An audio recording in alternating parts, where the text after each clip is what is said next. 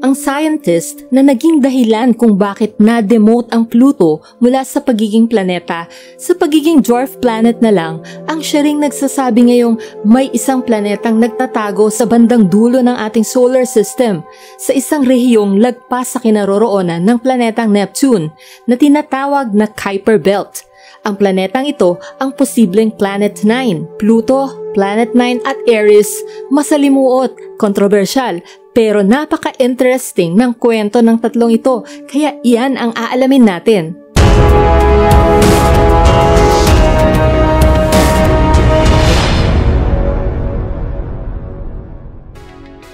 Hey, what's up Infomates? This is Madam Info and as always, layunin kong busugin kayo ng maraming impormasyon lalo na tungkol sa science at space exploration. Si Mike Brown, isang professor ng planetary astronomy sa California Institute of Technology o Caltech, ay nakilala bilang Pluto Killer. Isa siya sa naging pangunahing dahilan kung bakit ngayon ay hindi na itinuturing na planeta ang Pluto at marami ang hindi natuwa sa kanya dahil dito. Simulan natin ang kwento sa taong 1846 nang nadiskubre ang Neptune, ang kinikilalang ikawalong planeta ng ating solar system. Bago ito nadiskubre ay nakalkula na ng dalawang astronomers, si John Couch Adams ng Britain at si Jean-Joseph Le Verrier ng France, ang posibleng lokasyon ng isang planetang nakakaapekto sa galaw ng Uranus, ang ikapitong planeta. Si Johann Gottfried Galle, isang German astronomer, ang pinakiusapan ni Le Verrier na maghanap ng planeta base sa mga kalkulasyon niya. Nang gabing sinimulan niya ang paghahanap,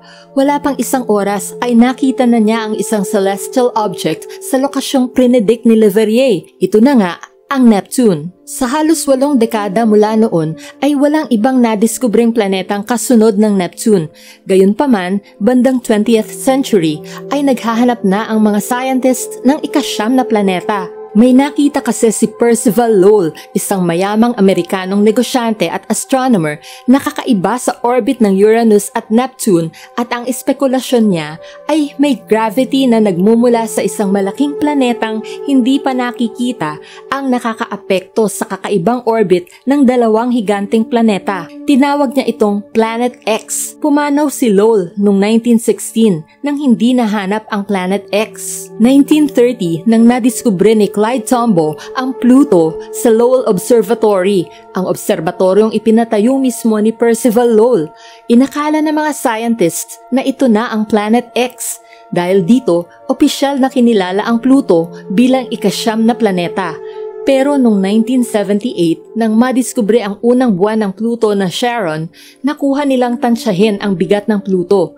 Base dito, nakita ng mga scientists na masyadong maliit ang Pluto para makaapekto sa orbit ng Uranus at Neptune, kaya naghanap na naman sila ng posibleng ika-10 planeta. Mga late 1980s nang makarating ang Voyager 2 spacecraft sa Uranus at Neptune.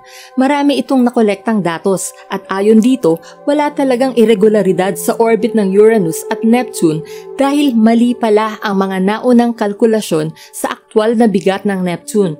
Ibig sabihin, walang Planet X na nakakaapekto sa mga ito. 1992 nadiskubre ang 15760 Albion, ang una kasunod ng Pluto at Charon sa mga libo-libo pang objects na madidiskubre sa Kuiper Belt.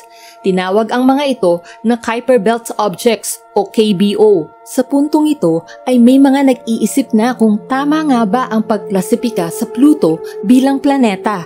Nakikita na nilang sa malapit na hinaharap ay posibleng may mga madiskubring KBO na mas malaki pa sa Pluto. Kapag nangyari iyon, planeta rin bang maituturing ang mga bagong KBO? O dapat napalitan ang klasifikasyon ng Pluto? 2005 nang inanunsyo ng team ng mga scientists na pinangungunahan ni Mike Brown na may nadiskubre silang mundo na mas mabigat pa sa Pluto na bilyon-bilyong kilometrong mas malayo sa orbit ng Neptune. Binigyan muna nila ito ng palayaw na Xena, hango sa bida ng TV series na Xena Warrior Princess. Una rin itong pinangalanang 2003 UB313 pero kinalaunan ay Eris ang naging opisyal na pangalan nito. Heto na nga at nangyari na ang ikinababahala ng mga astronomers. Dapat ba nila ituring ang Eris na ika-10 planeta? Bukod sa Eris, nadiskubre rin ng grupo ni Brown ang iba pang KBO, ang Haumea at ang 2 buwan nito at ang Makemake na singlalaki rin ng Pluto. Sila rin ang nakadiskubre sa buwan ng Eris na pinangalan ng Dysnomia sa pareho ring taon. Dapat rin bang ituring na planeta ang Haumea at Makemake? Ilang buwan din itong pinagdebatehan ng mga astronomers at kailangan na itong maresolba. Nagdesisyon ang International Astronomical Union o IAU na bumuo ng committee na gagawa ng proposal upang ilatag ang definisyon ng isang planeta. Ito ang Planet Definition Committee ng IAU Executive Committee. Nang matapos ng committee ang unang draft, matinding balitaktakan ang nangyari sa 2006 IAU General Assembly sa Prague sa Czech Republic hanggang sa nakabuo sila ng bagong bersyon na mas katanggap-tanggap sa nakararami. Sa pagtatapos ng Prague General Assembly noong August 24, 2006, pinagbotohan ng mga miyembro ang resolusyon at ito ang naging final definition ng isang planeta sa solar system. A planet is a celestial body that A is in orbit around the Sun. Ibig sabihin ay umiikot ito sa araw. B has sufficient mass for its self-gravity to overcome rigid body forces so that it assumes a hydrostatic equilibrium, nearly round shape.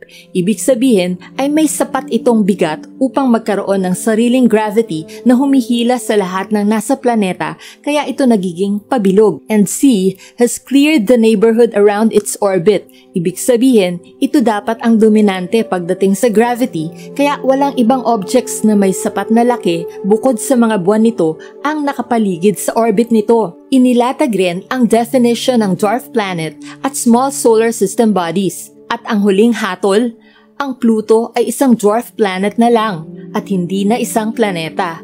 Na-demote na nga ang Pluto at ang itinuturong may kagagawan ay si Mike Brown at ang kanyang team dahil sa pagkakadiskubre nila sa Eris. Sa ikatlong criteria bumagsak ang Pluto. Sa bilyon-bilyong taong inilagi ng Pluto sa orbit nito, hindi pa rin niya na-clear ang paligid niya. Marami pa rin KBO ang nakapaligid sa orbit nito. Nang opisyal na na-demote ang Pluto, kasalukuyan namang bumibiyahe ang New Horizons spacecraft patungong Pluto. Kaya alam na kung sino ang mga unang nag-react at hindi nagustuhan ang desisyon ng IAU. Siyempre, ang New Horizons team nang nag-launch ang misyon noong January 2006 ay isang planeta pa ang Pluto. Pero ngayong isa na lang dwarf planet ang Pluto ay parang na-demote din ang kanilang misyon para itong nabawasan ng halaga. Pero hindi dapat ganito ang isipin nila dahil naging matagumpay ang New Horizons mission at lumagpas pa ito sa inaasahang haba ng misyon na 9 years lang. Ngayong 2021, ay 15 years nang bumibiyahe at nagtatrabaho ang New Horizons spacecraft. Nakarating na ito sa Jupiter noong 2007 at nagawa ang kanyang flyby mission dito. Naobserbahan nito ang Jupiter at ilan sa mga buwan nito. Nakapagpadala ito ng maraming images at mahahalagang datos bago ito tumungo sa Pluto gamit ang gravity assist mula sa Jupiter. Ang closest approach o naging pinakamalapit ang New Horizons spacecraft sa Pluto ay nangyari noong July 14, 2015, pagkaraan ng mahigit 9 years na biyahe. Nakalapit ito sa Pluto sa distansyang 12,472 kilometers mula sa surface. Dahil sa New Horizons ay mas nakilala natin ang Pluto at natiyak ang tunay na laki nito na 2,370 kilometers ang diameter. Nakita rin at napag-aralan ang mga buwan ng Pluto. Fast forward to 2021 ay patuloy pa rin nag-e-explore ang New Horizons sa Kuiper Belt at on the way na palabas ng solar system. Ayon sa principal investigator ng misyon na si Alan Stern, may sapat na power at fuel ang New Horizon na magpatuloy na gumana hanggang late 2030s pa. Mabalik tayo kay Pluto killer Mike Brown. Kung siya man ang naging dahilan ng pagkabawas ng isang planeta sa ating solar system, ngayon naman ay tinatrabaho niyang magkaroon ulit ng ika-9 na planeta. 2016 nang inanunsyo ni Mike Brown at Konstantin Batygin, isa ring professor ng planetary science sa Caltech, na nahanap nila ang ebidensya na mayroong giant planet na mga 10 beses na mas mabigat kaysa sa Earth. Sa ganitong bigat ay walang dudang isa nga itong planeta at papasa sa 3 criteria ng IAU. 20 times na mas malayo ito sa araw kaysa ang Neptune sa araw at naroon ito sa bandang outer solar system. Tinawag nila itong Planet 9. Ang ebidensya ay nakuha nila sa pamamagitan ng mathematical modeling at computer simulations kung saan nakita nilang may isang mabigat at malaking object na nakaka-impluwensya sa isang grupo ng mga Kuiper Belt objects. Weird o kakaiba kasi kung paanong ang mga orbit ng mga objects na ito ay pare-parehong hinihila at pumapaling sa isang direksyon. Ang isang pinakamainan na explanation dito ay ang presensya ng isang Planet 9. Sa kalkulasyon nila Brown at Batygin, nakakakumpleto ng isang orbit sa Sun ang Planet 9 tuwing 18,500 years. Ganoon siya kalayo. Ngayong 2021 ay sumulat ng panibagong papel ang dalawa at may mga bago silang analysis at prediction. Sinabi nilang mas malapit, mas maliwanag at mas madali itong makita kaysa sa mga una nilang estimate. Imbes na 18,500 years bago makakompleto ng isang orbit sa Sun ang Planet 9, ay mga 7,400 years lang pala na ang ibig sabihin ay mas maliwanag dapat ito kapag tinignan sa mga telescope sa Earth. Imbes na 10 times na mas mabigat ito sa Earth, ay mga 6 times lang pala itong mas mabigat.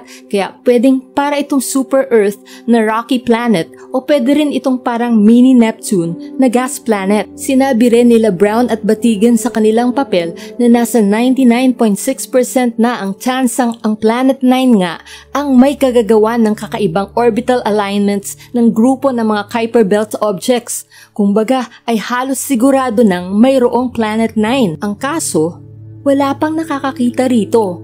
2016 pa lang ay hinahanap na ito, hindi lang nila Brown at Batygin, kundi ng karamihan ng mga astronomers. Siyempre, isang malaking karangalan ang maging discoverer ng isang planeta, lalo pat ang pinakahuling na diskubre, ang Neptune, ay noon pang 1846. Pero sadyang mailap ang Planet 9. Kaya gumawa na ngayon ng parang treasure map sina Brown at Batygin base sa mga bagong kalkulasyon na magtuturo kung saan banda sa kalangitan posibleng makita ang Planet 9. Ito ang mapa ng buong kalangitan. Yung kulay pula ang lugar kung saan mataas ang probability na nandoon ang Planet 9. Ito naman ang posibleng distansya ng Planet 9 na nasa mga 380 AU. Ang isang AU o astronomical unit ay ang distansya ng Earth sa Sun na nasa mga 150 million kilometers. Kaya ang 380 AU ay mga 380 times ng layo ng Earth sa Sun o mga 57 billion kilometers. Ito naman ang posibleng liwanag ng Planet 9 na nasa mga 20.5 magnitude. Ayan, may treasure map na.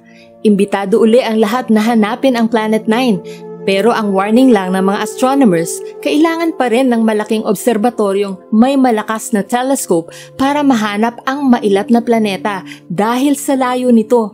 Inaasahan nila Brown at Batygin na makakaya ito ng paparating na Vera Rubin Telescope na inaasahang maging operational sa 2023. Sana nga ay mahanap na ang Planet 9 base sa tamang kalkulasyon gaya ng pagkahanap noon sa planetang Neptune.